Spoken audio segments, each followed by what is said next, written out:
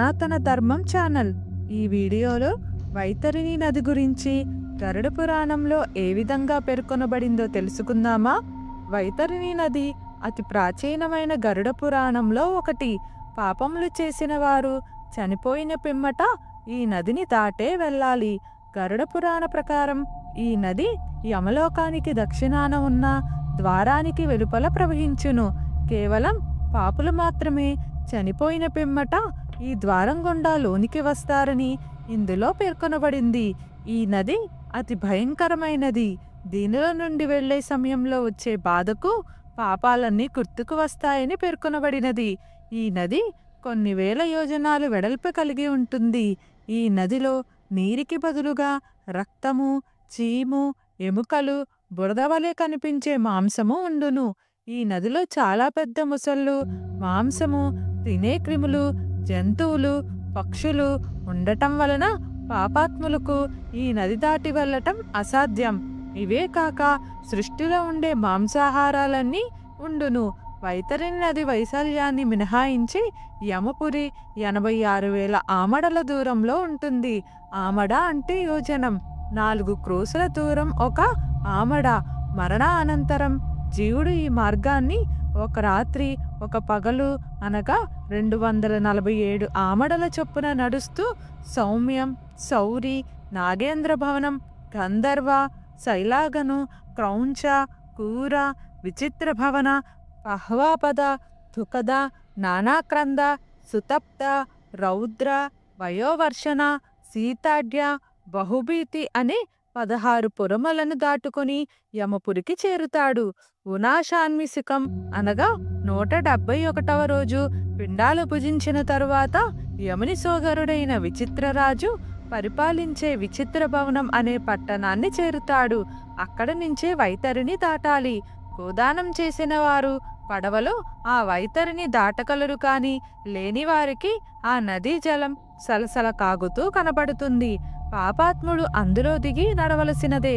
ఆ పాపాత్ముని నోట ముళ్ళు గుచ్చి చేపను పైకి లాగినట్లు లాగి యమకింకరులు ఆకాశ మార్గాన నడుస్తూ జీవుణ్ణి ఆ నది దాటిస్తారు.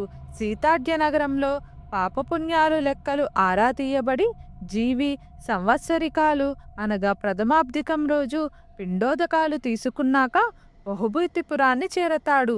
హస్త ప్రమాణ పిండరూప శరీరాన్ని అక్కడ విడిచి అంగుష్ట ప్రమాణంలో ఉండే వాయురూపమైన శరీరాన్ని అంటే యాతనా శరీరాన్ని దాల్చి కర్మానుభవం కోసం యమభటులతో యమపురికి చేరువవుతాడు.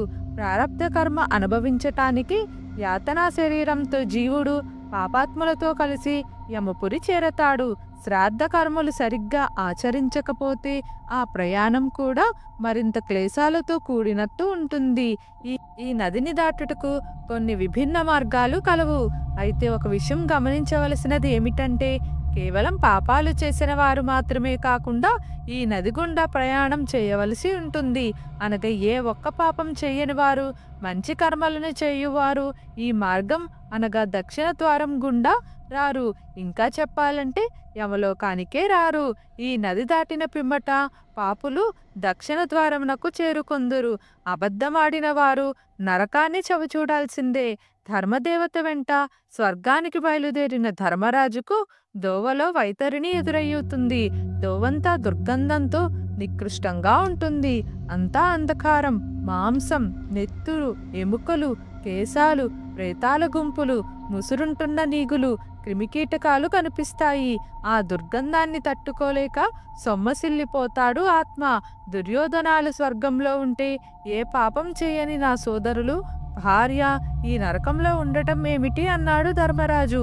ఇంద్రుడు ధర్మరాజు అనుభవించిన ఆ నరకం కురుక్షేత్ర సంగ్రామం సమయంలో ఆయన ఆడిన అసత్య ఫలితం అన్నాడు. అశ్వత్థామ అతహ అని పెద్దగా అని, కుంజరహ అని చిన్నగా పలికి గురువైన ద్రోణుడిని వంచిన పాపానికి ఆ కొద్దిసేపటికే నరకం అనుభవించాల్సి వచ్చిందని అన్నాడు ధర్మరాజు. అబద్ధమాడిన వారికి నరకం తప్పకపోతే నరహత్య చేసే వాళ్లకు ఎలాంటి శిక్షలు ఉంటాయో గరుడ పురాణంలో ఇంకా వివరించబడినది.